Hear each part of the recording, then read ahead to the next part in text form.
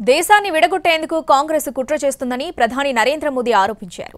మరోవైపు రాజస్థాన్లో మోదీ చేసిన వ్యాఖ్యలపై ఈసీకి కాంగ్రెస్ కంప్లైంట్ చేసింది.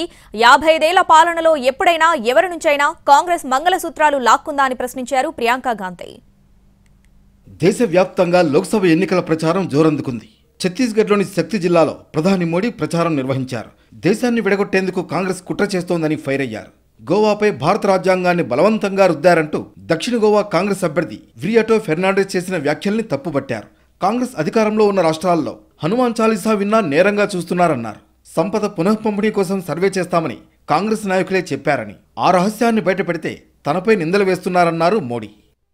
ये कांग्रेस की कर्नाटका की सरकार का काम देखिए।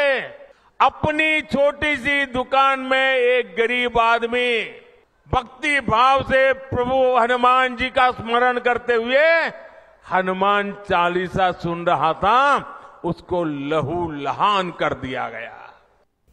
అటు కాంగ్రెస్ అధికారంలోకి వస్తే దేశ సంపదనంతా ముస్లింలకే పంచుతారన్న ప్రధాని మోడీ వ్యాఖ్యలు కలకలం రేపుతున్నాయి.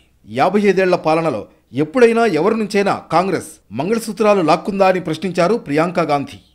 पिछले 2 दिनों में अब ये शुरू हुआ है कि कांग्रेस पार्टी चाहती है कि आपके मंगलसूत्र और आपका सोना आपसे छीन ले। 70 सालों से ये देश स्वतंत्र है। 55 सालों के लिए कांग्रेस की सरकार रही है। किसी ने आपसे सोना छीना, आपके मंगलसूत्र छीने। ప్రధాని మోడీ అబద్ధాలకు త్వరలోనే ముగింపు పడనుందన్నారు కాంగ్రెస్ అగ్రనేత రాహుల్ గాంధీ. సమస్యల నుంచి ప్రజల దృష్టిని మరల్చేందుకే ప్రధాని మోడీ కొత్త వ్యూహాలు పన్నుతున్నారని ఆరోపించారు. ఇక మోడీ వ్యాఖ్యలపై ఫిర్యాదులు అందడంతో కేంద్ర ఎన్నికల సంఘం పరిశీలనలోకి తీసుకుంది. ఏళ్ల తరబడి దేశంలో నివసిస్తున్న మైనార్టీలను చొరబాటుదారులన్నారని ఈసీకి కాంగ్రెస్ కంప్లైంట్ చేసింది.